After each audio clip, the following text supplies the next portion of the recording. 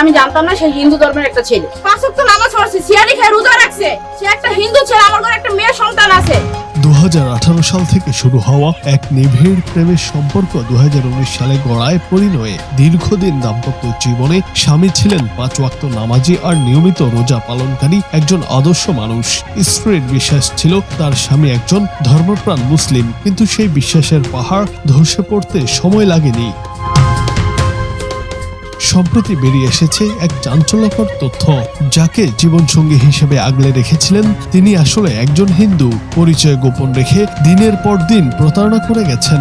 এমন সূক্ষ্ম ও দীর্ঘমেয়াদী প্রতারণার শিকার হয়ে এখন সন্তান নিয়ে দাঁড়ে দাঁড়ে বিচারের দাবি জানাচ্ছেন এই নারী। ঘটনাটি ঘটেছে চাঁদপুরে। ভুক্তভোগী ওই নারীর দাবি অনুযায়ী অভিযুক্ত যুবক কৌশলে নিজেকে মুসলিম পরিচয় দিয়ে তার সাথে প্রেমের সম্পর্ক গড়ে তোলেন এবং বিবাহ বন্ধনে আবদ্ধ হন।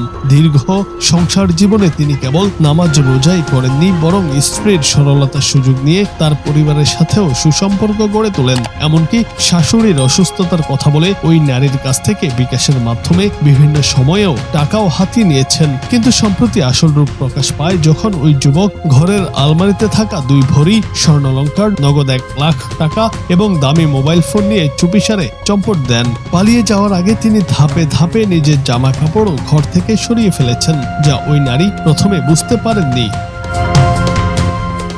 বর্তমানে এক কন্যা সন্তানের ভবিষ্যৎ নিয়ে চরম অনিশ্চয়তায় দিন কাটছে এই নারীর। তিনি ক্ষোভের সাথে প্রশ্ন তুলেছেন, একজন মানুষ কিভাবে বছরের পর বছর ধর্মের পোশাক পরে এমন জঘন্য প্রতারণা করতে পারে। পরিচয় প্রকাশ পাওয়ার পর তিনি জানতে পারেন ওই যুবক মূলত অসৎ উদ্দেশ্যে নিজের পরিচয় লুকিয়েছিলেন। এখন স্ত্রীর স্বীকৃতি পেতে ওই যুবকের বাড়িতে অনশন করছেন এই নারী। তাছাড়া অভিযুক্তকে বিচারের আওতায় আনারও দাবি জানিয়েছেন তিনি।